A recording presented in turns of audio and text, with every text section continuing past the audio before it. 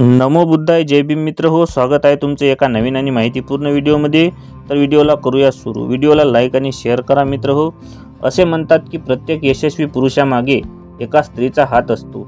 आपल्या पतीच्या पाठीशी खंबीरपणे उभ्या राहणाऱ्या डॉक्टर बाबासाहेब आंबेडकर यांच्या अर्धांगिनी रमाबाई आंबेडकर यांच्याबद्दल आज आपण माहिती पाहणार आहोत.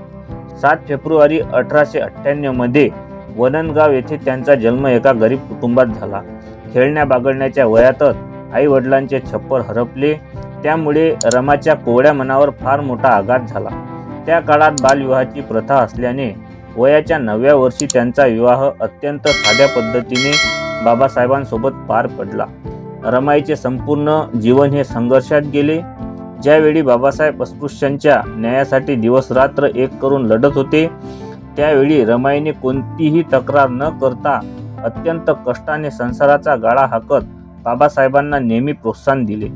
बाबासाहेब परदेशी असताना अनेक अडचणींचा रमाईंना सामना करावा लागला, परंतु एका त्यागमूर्तीप्रमाणे त्यांनी आपल्या पतीपर्यंत त्यांच्या दुःखाची कसलीही झळ पोहोचू दिली नाही. 28 वर्ष रमाई बाबासाहेबांना साथ दिला. बाबासाहेबांना परदेशी जावे लागल्यामुळे बाबासाहेबांनी रमाईंना आपल्या मित्रांकडे म्हणजे धारवाडच्या वराडे यांच्याकडे पाठविले. वराडे काका धारवाड येथे मुलांचे वसतिगृह चालवत. तिथे अनेक लहान मुले खेळण्यासाठी येत. त्यावेळी 2-3 दिवस लहान मुले खेळायला न आल्याने रमाईंना वराडे काकांकडे चौकशी केली असता ती मुले 2-3 दिवसांपासून उपाशी असून वसतिगृहाला महिन्याला मिळणारे अन्नधान्य अनुदान मिळाले नसल्याने त्यांनी सांगितले.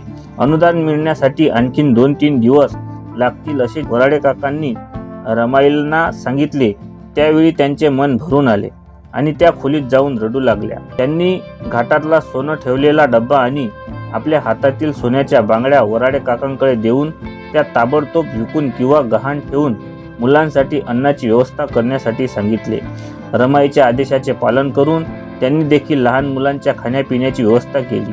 त्यावेळी मुलांना पोटभर जेवताना पाहून रमाईचे मन प्रसन्न झाले आणि तेव्हापासून रमाबाईला सर्वजण रमाई म्हणू लागले. भुकेल्या मुलांची दशा पाहुनी बांगड्या सोन्याच्या रमानी दिल्या काढूनी, धन्य रमाई धन्य रमाई.